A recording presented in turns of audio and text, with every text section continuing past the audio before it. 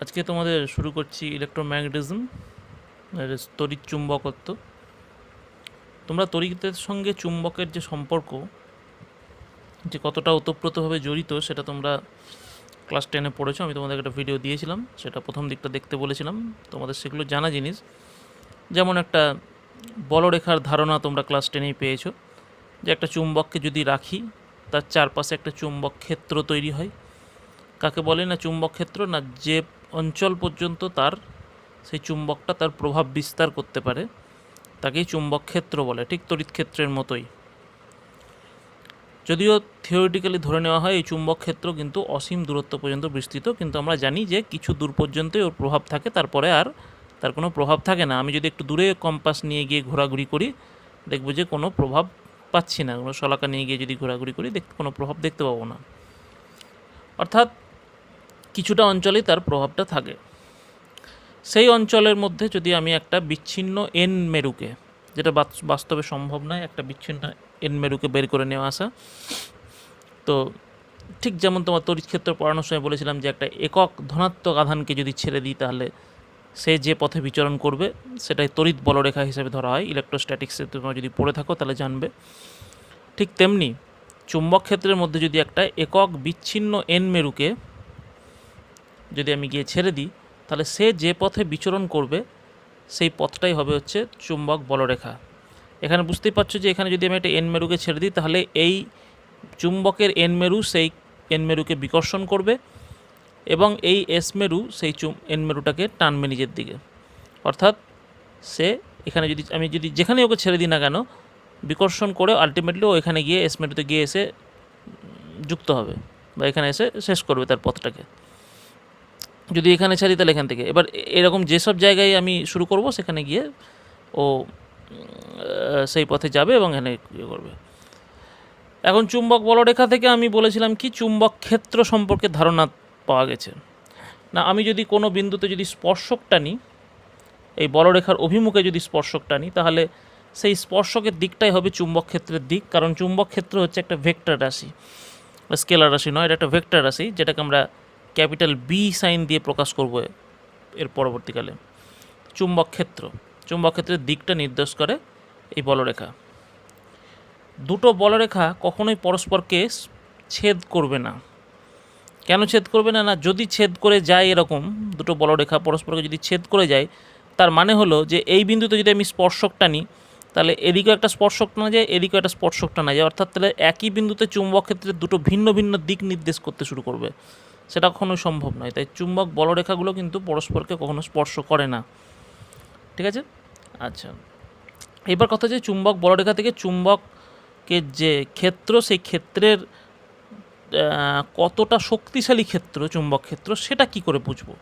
না, সেটা বুঝতে গেলে আমাকে একটা একক ক্ষেত্রফল কল্পনা করতে হবে। এই যেখানে চুম্বক বলরেখাগুলো আমি এঁকেছি, তীরচিহ্ন দিয়ে, অবশ্যই তীরচিহ্ন দিতে হবে, না নাহলে বোঝা যাবে না।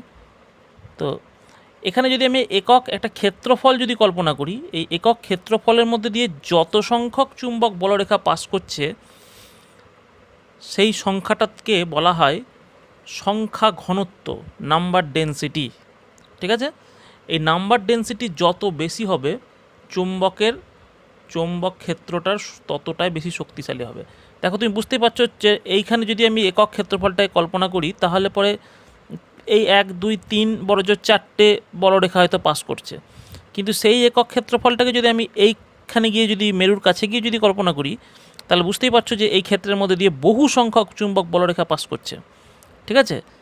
আরও যদি দূরে করতাম তাহলে দেখা যেত যে আরও কিন্তু কম বলরেখা পাস করছে। অর্থাৎ কোথায় আমি ক্ষেত্রটাকে ধরছি, একক ক্ষেত্রফলটাকে আমি কোথায় ধরছি, তার উপর কিন্তু ডিপেন্ড করবে কতগুলো বলরেখা তার মধ্যে দিয়ে পাস করছে। এবং যত সংখ্যক বলরেখা এর মধ্যে দিয়ে পাস করবে, অর্থাৎ নাম্বার ডেন্সিটি বা সংখ্যা ঘনত্ব যত বেশি হবে, সেই বিন্দুতে চৌম্বক ক্ষেত্রের যে কতটা শক্তিশালী সেখান থেকে পাওয়া যাবে, তত বেশি শক্তিশালী চৌম্বক ক্ষেত্র সেখানে আমি পাবো। ঠিক আছে? বুঝতেই পারছো, কাছাকাছি যদি থাকি মেরুগুলোর, তাহলে চুম্বক ক্ষেত্র অনেক বেশি শক্তিশালী হবে, তার চুম্বক ক্ষেত্রের মানটা অনেক বেশি হবে।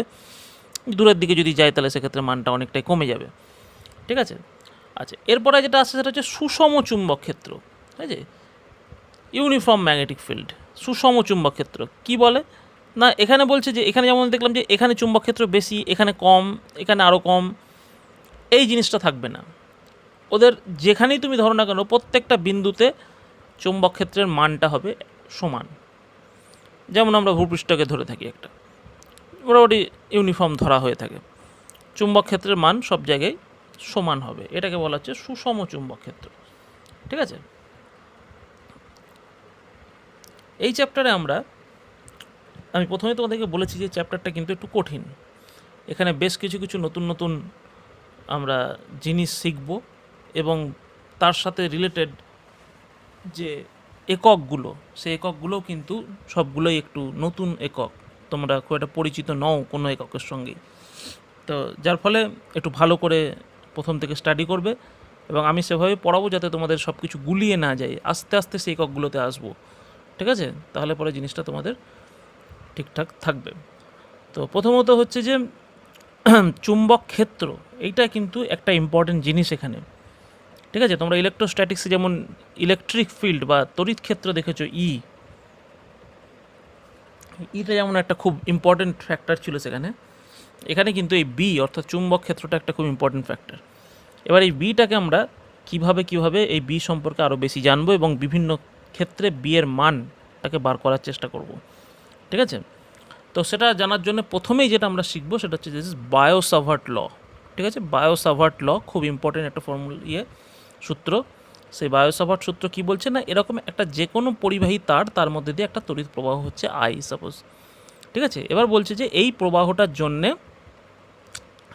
তার থেকে কিছুটা দূরে সাপোজ একটা পয়েন্ট পি, এই পয়েন্টে আমাকে চুম্বক ক্ষেত্রের মানটা বার করতে হবে এবং সেই মানটা কী কী বিষয়ের উপর নির্ভর করছে সেটা আমি দেখব। তো সেটা করতে গেলে কি করতে হবে না, এখানকার যে মিডল পয়েন্ট আমি ধরে নিচ্ছি, সেখান থেকে আমি এই পি বিন্দুটাকে প্রথমে যুক্ত করলাম, এটার নাম দিলাম আর। ঠিক আছে, এটা অবশ্যই একটা ডিরেকশান আছে, এটা রেডিয়াস ভেক্টর বলা হয় আরকে, আমরা জানি সচরাচর রেডিয়াস ভেক্টর, অর্থাৎ আমরা আগেও পড়েছি এই আর সম্পর্কে, ক্লাস 11এও পড়েছি রেডিয়াস ভেক্টর জিনিসটা কি। তাহলে এটা সেই দিকে হচ্ছে আরের দিক হচ্ছে সেইটা। আচ্ছা, ডিএল আমি একটা ছোট্ট অংশকে কেটে নিয়েছি, ছোট্ট অংশকে একটা ডিএল হিসাবে ধরে নিচ্ছি আমি তারের মধ্যে, যে তারের মধ্যে দিয়ে আই কারেন্ট যাচ্ছে, তাই আমি এখানে আই ইন্টু ডিএল এটাকে আমি একটা কারেন্ট এলিমেন্ট হিসাবে ধরবো। ঠিক আছে, ডিএল তারের মধ্যে দিয়ে যাচ্ছে, পুরো তারটার মধ্যে দিয়েই যাচ্ছে, অবশ্যই পুরো তারটার মধ্যে দিয়ে যাচ্ছে আই কারেন্ট, কিন্তু ডিএল একটা ছোট্ট অংশ ধরে আমি বিচার করছি এখানে। তাহলে এই ডিএল যে অংশটা, এটা দৈর্ঘ্য, সেটার একটা দিক আছে, কি হবে না, তাহলে এই বিন্দুতে একটা স্পর্শক যদি টানি তাহলে সেটাই হবে আমার ডিএলের দিক। ঠিক আছে, আচ্ছা, এবার এই ডিএলের দিকের সঙ্গে এই দিক এর একটা একটা অ্যাঙ্গেল তৈরি হচ্ছে, আমি ধরে নিলাম সেই অ্যাঙ্গেলটা থিটা। ঠিক আছে, আচ্ছা, এবার কি বলছে না, এই ডিএল পরিমাণ অংশের মধ্যে দিয়ে যে আই কারেন্ট যাচ্ছে তার জন্যে এই পি বিন্দুতে অর্থাৎ আর দূরত্বে আমার যে বি অর্থাৎ চুম্বক ক্ষেত্রের যে মান, সেই মানটা কত হবে না, আমি ধরলাম দ্যাট ইজ ডেল্টা পি। ঠিক আছে, যেটা সমানুপাতিক হবে হচ্ছে তোমার এই ডিএল লেন্থের সঙ্গে সমানুপাতিক। ঠিক আছে, প্রথমত অর্থাৎ এই ছোট্ট লেন্থটা যত বেশি হবে তত বাড়বে ওটা। ঠিক আছে, আচ্ছা, নেক্সট আর কিসের সঙ্গে হবে না, তড়িৎ প্রবাহের সঙ্গে সমানুপাতিক।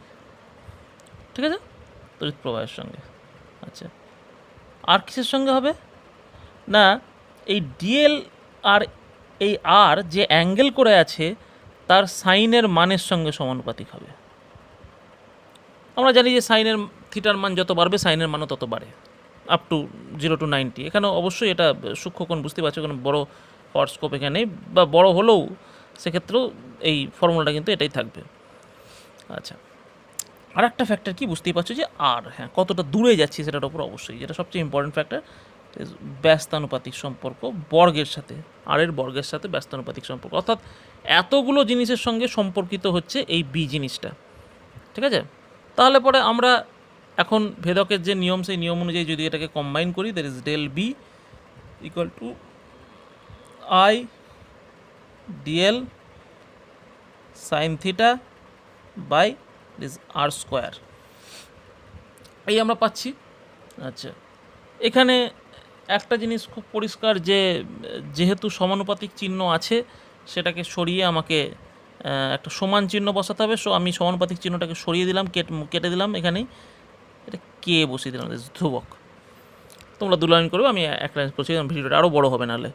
সো কে একটা ভিডিও বসিয়ে দিলাম এখানে। এখন এই কে ধ্রুবকটা কিন্তু ডিপেন্ড করে হচ্ছে মাধ্যমের ওপর, মাধ্যমের ওপর নির্ভরশীল। কী জিনিস সেটা দেখব, কে এর ব্যাপারটা জানবো। তার আগে একটু বলে রাখি যে এই গোটা জিনিসটাকে কিন্তু আরেকটাও নাম দেওয়া হয়, সেটাকে বলা হচ্ছে ল্যাপ্লাসের সূত্র। ঠিক আছে, ল্যাপ্লাসের সূত্র বলা হয়,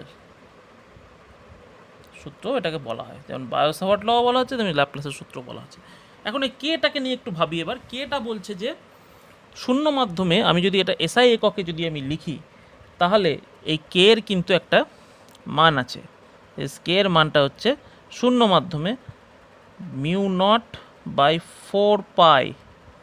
ঠিক আছে, এই μ0টা হচ্ছে μ0 যে চৌম্বক ভেদ্যতা, চুম্বক ভেদ্যতা। ঠিক আছে, শূন্য মাধ্যমের চুম্বক ভেদ্যতা, ইংরেজিতে এটাকে বলা হয় পারমিএবিলিটি অফ ফ্রি স্পেস। তোমরা ইলেকট্রোস্ট্যাটিক্সে পড়েছো এপসাইলন নট, ইলেকট্রোস্ট্যাটিক্সে পড়েছো এই সাইনটা, এখানে দেখিয়ে রাখি, এপসাইলন নট এই সাইনটা পড়েছো, ইজ পারমিটিভিটি, তাই তো, তড়িৎ ভেদ্যতা তোমরা পড়েছো, পারমিটিভিটি অফ ফ্রি স্পেস, একটা ভ্যালু আছে এর। তো ঠিক সেরকমই মিউয়েরও একটা μ0-এর একটা ভ্যালু আছে, কিন্তু এটা শূন্য মাধ্যমের ক্ষেত্রে। এটাই যদি একটা কোনো মাধ্যম ধরে নিই, তাহলে কিন্তু ইট ইজ মিউ হয়ে যাবে, চুম্বক ভেদ্যতা একটা মাধ্যমের ক্ষেত্রে। ঠিক আছে, সেক্ষেত্রে কে এর মানটা কিন্তু μ/4π হয়ে যাবে। কিন্তু যদি শূন্য মাধ্যম নিয়ে আমি যদি কাজ করি, দ্যাট ইজ μ0, চুম্বক ভেদ্যতা বলা হয় এটাকে। তাহলে আমি এবার সুন্দর করে যদি লিখি এটাকে, ইজ μ0/4π, μ0ও বলি। একটা ফোন এসেছিলো, আমি ডিস্টার্বড হলো একটু। আচ্ছা, তো কথা হলো যে তাহলে আমি ফাইনাল ফর্মটা যেটা পাচ্ছি সেটা হচ্ছে এইটা। এই μ0-এর যে ভ্যালু সেটা একটু লিখে রাখা ভালো, ইজ μ0 = 4π × 10⁻⁻7, এ হচ্ছে তার ভ্যালু। এখন এর একটা একক আছে, সে এককটা আমরা দেখব। তার আগে এখান থেকে সেই এককটাতে আসবো, তার আগে আমি বি এর এককটা আসবো। বি, আমি এই ছোট এলিমেন্টের জন্য বি পেয়েছি। এটাকে যদি আমি বলি যে গোটা তারের জন্য আমি বিটা বার করব, তাহলে কিন্তু আমাকে সেই তারটা হতে হবে একটা সিমেট্রিক শেপের, অর্থাৎ সার্কুলার হতে পারে, সার্কুলার শেপ হতে পারে, রিং শেপ হতে পারে, বা একটা দীর্ঘ লম্বা তার হতে পারে। তাহলে আমি ইন্টিগ্রেশন চাপালেই আমি খুব ইজিলি বের করে ফেলতে পারবো। এটা লিমিট ফিমিট বসিয়ে আমি ইন্টিগ্রেশন চাপালেই কিন্তু আমি গোটা তারটার জন্য আমি এই বি এর মানটা বের করে ফেলতে পারবো, যেখানে আমার এই ডিএল টিএলগুলো থাকবে না, পুরো তারের ব্যাপারটা চলে আসবে আমার। ঠিক আছে, তো সহজেই সেটা বার করে ফেলতে পারবো আমি, যদি আমার সেরকম শেপের আমি পাই। হ্যাঁ, আর যদি কোনো এলোমেলো শেপের হয় কোনো, তাহলে কিন্তু সম্ভব না বার করা। ঠিক আছে, কোনো ইন্টিগ্রেশন করা সম্ভব না। আচ্ছা, এখন কথা হলো যে তাহলে বি এর এককটি কি, ম্যাগনেটিক যে ফিল্ড অর্থাৎ চুম্বক ক্ষেত্র, সে বি এর যে একক সেটা কিন্তু খুব ইম্পর্ট্যান্ট, সেটা আমাদেরকে জানতে হবে। এসআই একক, এখানে মূলত আমরা এসআই নিয়েই কিন্তু কাজ করবো এখনকার দিনে। সিজিএস কিন্তু একেবারেই চলে না, ইন্টারন্যাশনাল যে নোটেশন সেটা কিন্তু এসআই একক। ঠিক আছে, সেটা নিয়ে আমাদেরকে কাজ করতে হয়, যদিও সিজিএস এককগুলো আমরা মনে রাখবো। তো এসআই একক হচ্ছে এর is weber per metre square বা বর্গমিটার, ওয়েবার পার মিটার স্কোয়ার বা বর্গমিটার। ঠিক আছে, ইংরেজিতে লিখলে is WB per metre square, এইভাবে আমরা লিখে থাকি। এটা চুম্বক ক্ষেত্রের একক, এসআই একক, ওয়েবার পার মিটার স্কোয়ার। এটা একটা নাম আছে টেসলা।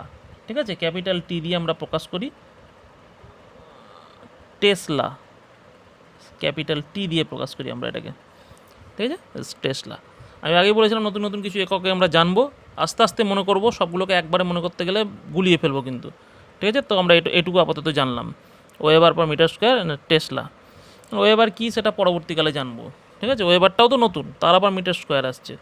ঠিক আছে, আচ্ছা, তো এখান থেকে তাহলে আমি যদি মিউটাকে বার করার চেষ্টা করি, তাহলে μ0 = বা μ0, এটা ইকুয়াল টু তাহলে কী পাচ্ছি আমি দেখি, সরি একবার দেখে নি ঝট করে, into r² by i dl sin θ।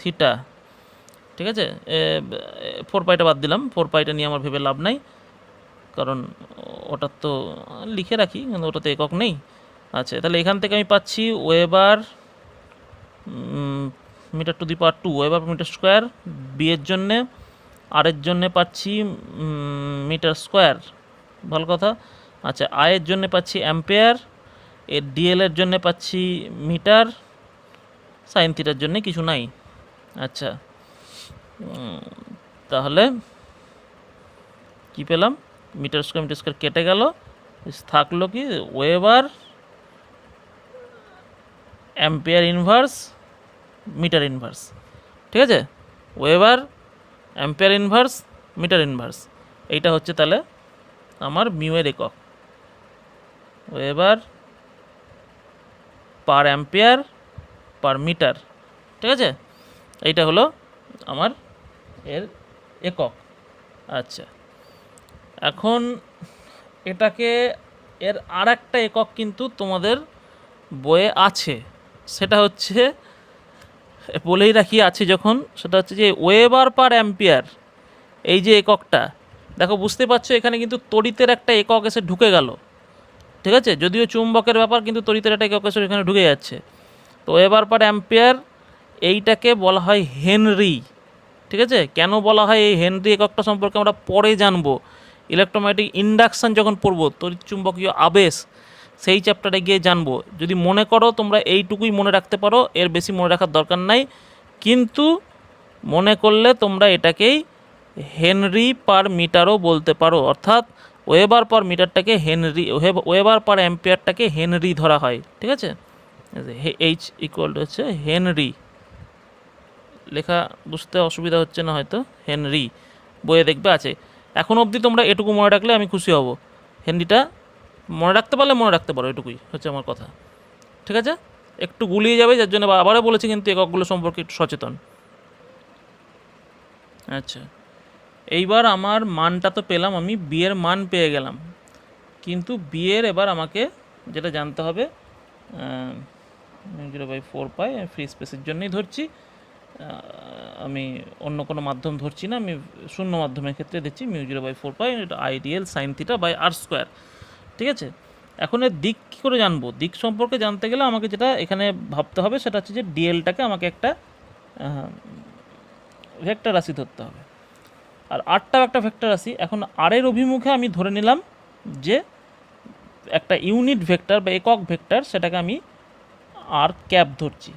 তাহলে আর ভেক্টরটা সমান আমার কি দাঁড়াচ্ছে, দিস ইকুয়াল টু আর মানটা, আর ভেক্টরের মান ইনটু ইউনিট ভেক্টর। আমি তোমাদেরকে ইউনিট ভেক্টরের সম্পর্কে দেখিয়েছিলাম যে কোনো একটা অভিমুখে যদি আমি একটা ইউনিট ভেক্টর নিয়ে নিই, জেনে যাই, তাহলে সেই ইউনিট ভেক্টরকে যদি ওই ভেক্টরটার মান দিয়ে যদি গুণ করে দিই, তাহলে সেই ভেক্টরটা কিন্তু পেয়ে যাই। তো এখানে আমি ঠিক তাই করেছি, আর ভেক্টর যেটার মান হচ্ছে, যদি আমি ধরি মড আর, অর্থাৎ তাহলে কিন্তু আরই হচ্ছে, এই আরটা হচ্ছে মান, সে মানটাকে আমি আরের অভিমুখে একটা ইউনিট ভেক্টর আর ক্যাপ দিয়ে গুণ করেছি। ঠিক আছে, এখন এই ডিএল ক্রস যদি আমি এই আর ভেক্টরটাকে যদি ক্রস করি, তাহলে কি দাঁড়াচ্ছে আমার, না ডিএল এর মানটা থাকছে এখানে আমার, আর এর মান দেখো 1 আমি জানি, সো ইন্টু সাইন থিটা করে দিলেই হবে। ঠিক আছে, অর্থাৎ ডিএল ইন্টু সাইন থিটা হচ্ছে ডিএল ক্রস আরটাকে আমি বলতে পারি। ঠিক আছে, আচ্ছা, তাহলে ডিএল ক্রস আরকে আমি ডিএল সাইন থিটা লিখতে পারছি। তাহলে এইখানে যদি এবার আমি চলে আসি, that is delta B equal to μ0/4 pi, ঠিক আছে, I dl cross r cap. ঠিক আছে, ক্রস আর ক্যাপ লিখে দিলাম, আই ডিএল সাইন থিটার পরিবর্তে এটা লিখলাম, বাই আর স্কোয়ার যেরকম আছে থাকলো। ঠিক আছে, আচ্ছা, আর কি করতে পারি না, আর পারি হচ্ছে μ0/4 আর একটু যদি ওটাকে ইয়ে করি আই, আচ্ছা ডিএল, এইবার আমি আর ক্যাপের পরিবর্তে এখানে আর ক্যাপ আছে, তাহলে আর ক্যাপ সমান আমি কি লিখতে পারি, এখান থেকে আর ক্যাপ সমান আমি লিখতে পারি আর ভেক্টর বাই আর এর মান। ঠিক আছে, তাহলে সেই আর ক্যাপের মানটা এবার এখানে বসিয়ে দিই। ঠিক আছে, মানটা বসিয়ে দিলে কী হলো না, আর ভেক্টর বাই আর স্কোয়ার আছে, আর একটা আর গুণ হলে আর কিউব হয়ে যাবে, ঠিক? আচ্ছা, তাহলে লাস্ট ফাইনাল আমার ইকুয়েশন দাঁড়াবে this delta B equal to mu naught by 4 pi is I dl cross R by R cube is final form, is vectorial form বলতে পারি এটাকে আমি। ভেক্টোরিয়াল ফর্ম ল্যাপ্লাসের ইকুয়েশন বা বায়োসাভার্ট লর, এটা হচ্ছে ভেক্টোরিয়াল ফর্ম। এখান থেকে আমি এবার ডিরেকশন সম্পর্কে ধারণা তৈরি করব। কি বলেছে? ডিএল ক্রস আর, তা ডিএল এর দিক এইটা আমি জানি, আই কারেন্ট যাচ্ছে এদিকে, আই ডিএল, আয়ের কোনো দিক নাই, আই স্কেলার রাশি, আই ডিএল, সো ডিএল এর দিক হচ্ছে এইটাকে ধরেছি, আর এর দিক এইটা। ডিএল ক্রস আর, ক্রক স্ক্রু রুল তোমাদেরকে আমি পড়িয়েছি, তাই তো? অর্থাৎ ডিএল ক্রস আর মানে ডিএল থেকে আর এর দিকে ক্রস করব, এই দিকে ঘোরাবো স্ক্রুকে, এই দিকে ঘোরাবো, ঠিক আছে? স্ক্রুকে যদি এইদিকে ঘোরাই তাহলে দিক কোন দিকে হবে? ভালো করে ভেবে বলো।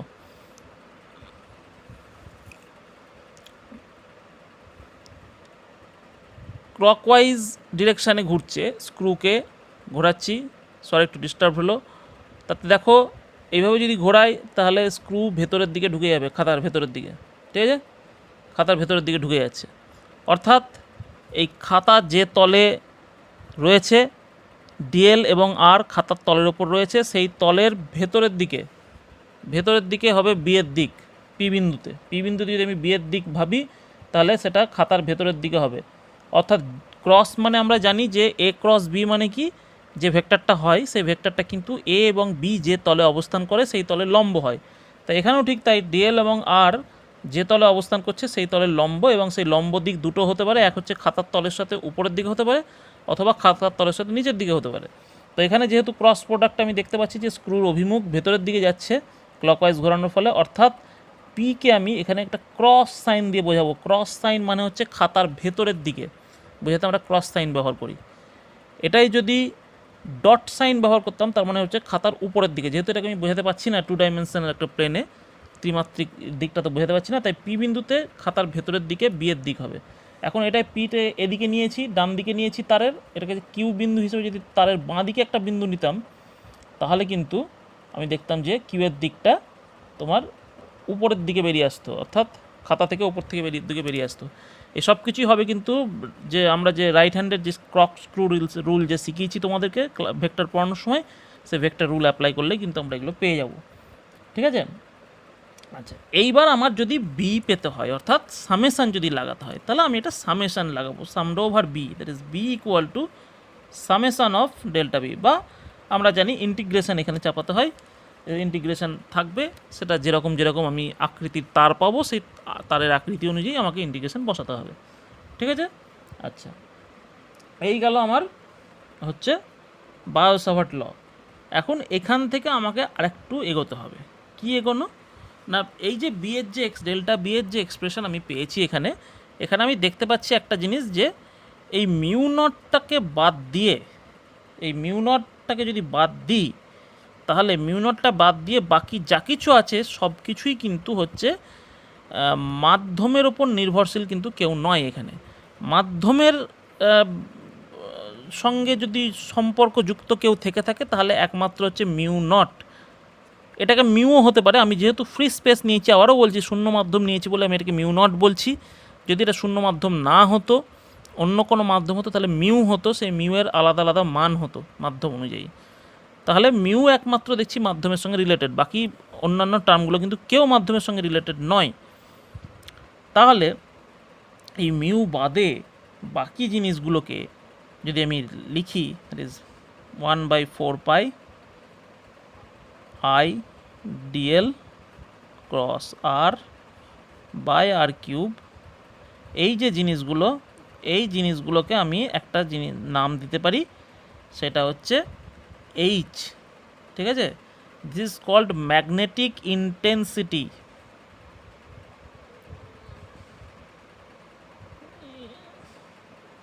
ম্যাগনেটিক ইন্টেন্সিটি, অর এটাকে বলা হয় চৌম্বক প্রাবল্য, ঠিক আছে? বাংলায় বললে চৌম্বক প্রাবল্য, ঠিক আছে? অর্থাৎ এই চৌম্বক প্রাবল্য রাশিটা কিন্তু কোন মাধ্যমে আছে আমার দেখার দরকার নেই, বাকি জিনিসগুলো সব কিন্তু অপরিবর্তিত থাকবে, যে কোনো মাধ্যমেই যাই না কেন। শুধু মাধ্যমের ওপর নির্ভরশীল বলতে গেলে ছিল এখানে মিউ নট, ঠিক আছে, সেটাকে আমি ক্যাপিটাল এইচ দিয়ে প্রকাশ করেছি। তাহলে আমি এখানে বুঝতে পারছি একটা জিনিস, যে বি চৌম্বক ক্ষেত্র this equal to mu not into H, ঠিক আছে, শূন্য মাধ্যমের ক্ষেত্রে কিন্তু এটা শূন্য মাধ্যমের ক্ষেত্রে, অর্থাৎ আমি আর একটা নতুন রাশি পেলাম, ম্যাগনেটিক ইন্টেন্সিটি বা চৌম্বক প্রাবল্য, ঠিক আছে, যেটাকে আমি এভাবে লিখলাম শূন্য মাধ্যমের ক্ষেত্রে। ইন জেনারেল যদি লিখি আমি, in general that is B equal to mu into H. Mu হচ্ছে সেখানে কী হবে না, ওই মাধ্যমের ভেদ্যতা, চৌম্বক ভেদ্যতা। ইন জেনারেল ফর্ম তাহলে দ্যাট ইজ এইটা। এখান থেকে আমি খুব ইজিলি চুম্বক ভেদ্যতাকে ডিফাইন করতে পারি। চুম্বক ভেদ্যতাকে যদি ডিফাইন করবো মনে করি, that is mu equal to B by H. এখন দেখো বি যেহেতু একটা ভেক্টর, এইচও কিন্তু একটা হচ্ছে ভেক্টর রাশি, ঠিক আছে, এখান থেকে সেটা বুঝতে পারছি। বিও একটা ভেক্টর, এইচও একটা ভেক্টর, দুটোর দিক একই হবে অলওয়েজ, দুটোই সেম ডিরেকশানে থাকবে, শুধু তাদের ভ্যালুটা একটু চেঞ্জ হবে, এটার সঙ্গে তোমার বিটা গুণ হয়ে যাবে, এই হচ্ছে ব্যাপার। বইয়ে তাহলে এখান থেকে আমি খুব ইজিলি চুম্বক ভেদ্যতার থেকে চুম্বক প্রাবল্যের সংজ্ঞা বার করতে পারি। চুম্বক ভেদ্যতার সংজ্ঞা এখান থেকে বলতে পারি যে বি বাই এইচ, পি এবং এইচের অনুপাতকে চুম্বক ভেদ্যতা বলা হয়, বা আমি মনে করলে এইচের ইয়েও বলতে পারি। আচ্ছা, যদি এবার এইচের এককটা বার করতে চাই, এইচের এককটা আমি বার করে ফেলি, দেখি আমার কোনো অসুবিধা তো কিছু নাই। বি বাই মিউ, বি এর একক আমি অলরেডি পেয়ে গেছি, দ্যাট ইজ ওয়েবার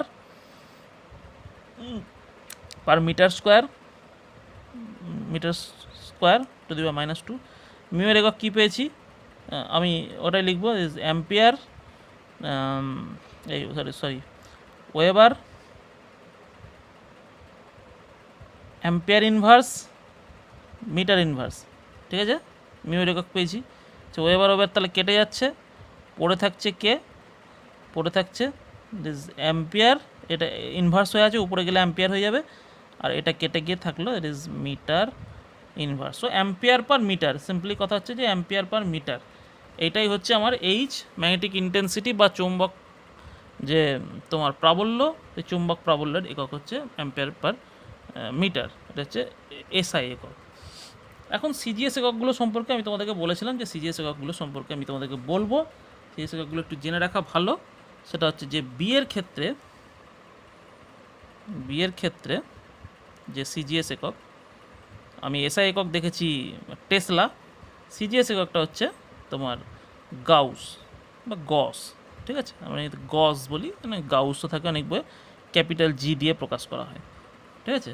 আর সম্পর্কটা বলে রাখি, 1 tesla is equal to 10 to the power 4 gauss, ঠিক আছে, 1 tesla is 10 to the power 4 gauss. আচ্ছা, এই হলো আমার একক, ঠিক আছে। এইচের একটা একক আছে, এইচের আমি এসআই এককটা অলরেডি পেয়ে গেছি অ্যাম্পিয়ার পার মিটার। সিজিএস এককটা কিন্তু হচ্ছে ওরস্টেড সায়েন্টিস্টের নাম অনুসারে, ওরস্টেড পরীক্ষা তোমরা পড়েছো, তো সেই ওরস্টেড বিজ্ঞানীর নাম অনুসারে ওরস্টেড, ঠিক আছে। এখানেও একটা রিলেশন আছে সিজিএসের সঙ্গে এসআইয়ের, 1 ampere per metre is equal to 4 pi into 10 to the power -3 oersted, ঠিক আছে। এটা তোমরা বইয়ে একটু দেখে নিও, আশা করি ঠিকই হবে, তারপর বইটা দেখে নিও, ঠিক আছে। 10 টু দি পাওয়ার -3, এগুলো একটু গুলিয়ে যায়, অত আস্তে আস্তে মনে থাকবে, প্রথমেই হুট করে মুখস্থ করতে যেও না। তবে হ্যাঁ, এটা মনে রেখো, টেস্টার ব্যাপারটা বেশি ইম্পর্টেন্ট, আমার কাছে এইচটা অতটা ইম্পর্টেন্ট রাশি নয়, বিটা অনেক বেশি ইম্পর্টেন্ট রাশি, ঠিক আছে। এই যে বিয়ের এককটা কিন্তু অবশ্যই মনে রেখো, টেসলা এবং গাউসের সম্পর্কটা, ঠিক আছে।